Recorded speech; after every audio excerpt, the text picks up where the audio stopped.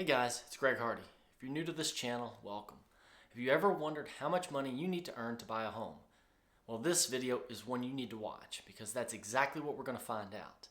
We'll cover exactly how much income it takes to rent and buy a typical home in different price ranges based on current interest rates. I'll be able to give you some first-hand experiences into exactly what you could expect from the rental and the homeowner side of things. I've also been a realtor since 2003, as well as a real estate investor and a homeowner as well. So I can give you a pretty well-rounded point of view. As a refresher, mortgage rates were under 3% in 2021, but now they're in that 6.5% to 7% range. This means that with higher interest rates, you will pay more for less home. Couple that with at or near record high prices and a lack of housing inventory might make you feel like buying a home isn't a good choice. Well, let's dig a little deeper and see if that is truly the case. Median rent as of January 2024 in the United States was $1,958 per month. Depending on which part of the country you live in plays a huge factor in the amount of rent that you can expect to pay. The Northeast leads the pack with the highest rent at $2,439 per month, followed by the West Coast at $2,346 a month. The South is at $1,632 a month and the Midwest is at $1,434 a month. Anytime you rent, the payment is fixed, but the landlord can raise rents once your lease is up. A typical rental agreement is a 1 to 2 year term, so as the cost of the landlord goes up, expect your rent to do the same.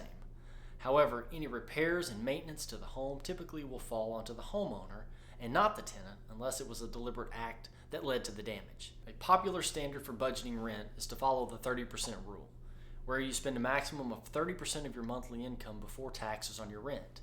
This has been a rule of thumb since 1981 when the government found that people who spent over 30% of their income on housing were considered to be cost burdened or house poor. This rule was recommended so you would have some money left over after you paid your rent for everyday living expenses. As a guideline, your rent should not exceed 30% of your gross income, meaning that if you make $50,000 a year, your rent should not exceed $1,250 a month. If you make $75,000 per year, your rent shouldn't exceed $1,875 a month. And if you make $100,000 a year, your rent shouldn't exceed $2,500 a month. When considering a tenant, a property management company usually requires proof of income, a credit check, and verification of employment.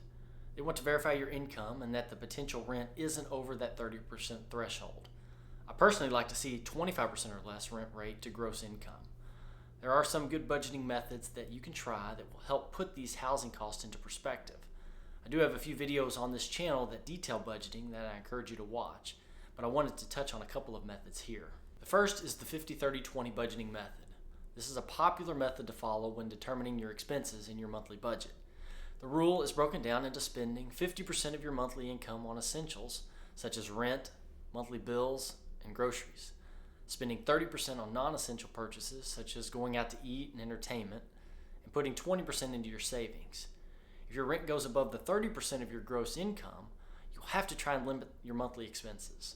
You might be able to keep rent plus the bills less than 50%. This particular budgeting style doesn't fare very well in parts of the country where your rent is a much larger portion of your income.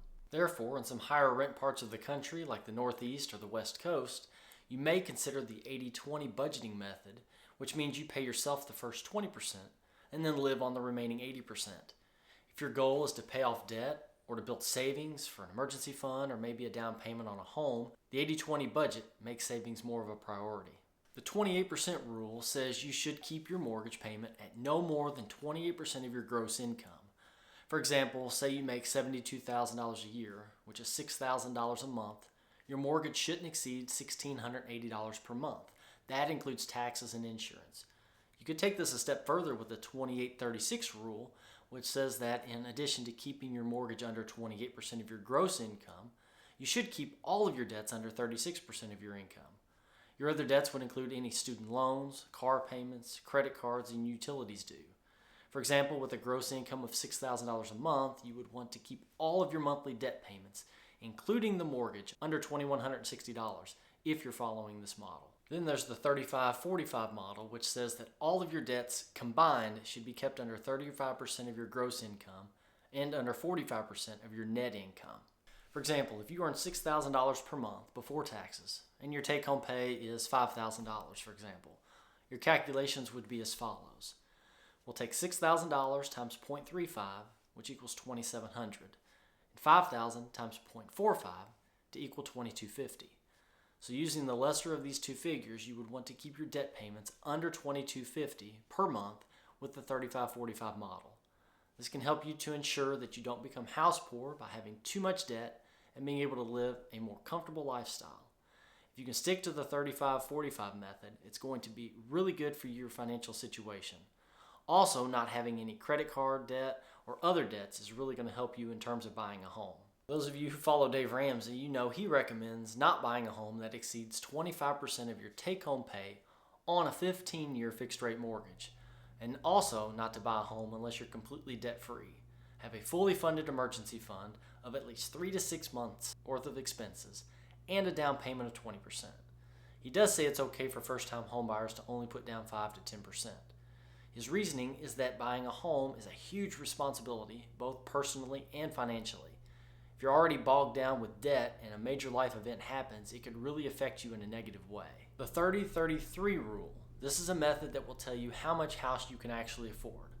The first 30 says that your total monthly housing payment shouldn't exceed 30% of your gross income. And when I say total house payment, this includes taxes and insurance. The second 30 emphasizes having 30% of the home's value in cash. The intent is to have 20% for the down payment to avoid PMI and get the lowest mortgage rate. PMI is private mortgage insurance, and that's what lenders charge for not putting down 20%. It's a form of risk insurance for a lender for assuming a higher percentage of the loan amount. Once you achieve 20% equity, then PMI will drop off your monthly payment. The other 10% is for a cash buffer just in case you run into financial trouble. The 3 revolves around home affordability and not overextending yourself. The 3 means you shouldn't buy a home that is more than 3 times of your gross income. For example, you make $100,000 per year, you shouldn't buy a home more than $300,000. Where this can be a challenge is if you live in a part of the country where housing costs are extremely high. For example, the median home price in LA is $1.2 million, meaning you'd have to have an income of $400,000 just to stick to this formula. Whereas the median home price in Atlanta, Georgia is $410,000, meaning you'd have to earn $136,700 per year. For the homeowner, you have a mortgage payment that includes principal and interest. Most of the time, homeowners escrow their taxes and insurance, so it's included in your monthly payment, in addition to the principal and interest. The mortgage loan terms are typically either 15 or 30 years, which means the home is paid off at the end of that term. Without going in depth too much on a 15 and 30-year fixed-rate mortgage, I'll link a video in the description for you to watch. The main takeaway here is that with a fixed-rate mortgage, your payment will not change for the duration of the loan term. Your property taxes and insurance can increase your payment, but the actual mortgage payment will not change. It's important to know that your property taxes can and probably will adjust every year. With the crazy real estate market that we've seen over the past few years, property values have skyrocketed and property taxes are following closely behind. You could also have homeowners insurance costs to consider. Anytime you own a property, your lender requires you to have an insurance policy in place to protect their interest in the home too. Homeowners insurance pays for losses and damages to your home in the event of an unexpected loss like a fire or wind damage, and even personal injury to someone else. One of the real joys of homeownership is the upkeep and maintenance aspect. When you have a roof that needs replacing or your furnace and air conditioning stop working, you also have the updates and remodeling costs to factor in as well. If you live in a home for any length of time, you tend to want to update a room here and there. Make sure you factor in those costs into any budget that you have. As far as the rental expenses go, it doesn't just stop with the rent itself. You have the security deposit, which is usually equal to 1 month's rent, but in certain situations it can be 1.5 to 2 times the rent, depending on the financial strength of the renter. If you plan on living with a pet, expect to pay more for a pet-friendly rental. Other items like move-in costs, application fees, utility payments, and renter's insurance all need to be considered when determining how much you can afford to pay when deciding where to live. Higher interest rates can greatly reduce your buying power. When mortgage rates were at 3%, the typical $50,000 to $60,000 income was enough to buy a home around $300,000, assuming a 20% down payment. When applying for a loan, a lender wants to know 2 main things: what's your income and what's your debt. As far as income goes, it is what it is. This is how much you make every month. Is your job stable or is it seasonal? Are you self-employed or do you work for someone? How many years worth of tax returns do you have? Lenders look for 2 years of tax returns to show that you have a stable and reliable source of income. Anytime that you apply for a mortgage, lenders are going to assess your debt-to-income ratio. That simply means that they want to know how much money is left over after your expenses, including your mortgage. Most lenders want to see a debt-to-income ratio below 43%. Anything higher than that makes it very difficult to get a loan, and I would argue that if you have that much debt, throwing a mortgage on top of it might not be the best thing to do. For example, if you're making $6,500 a month, we'll take $6,500 times 0.43.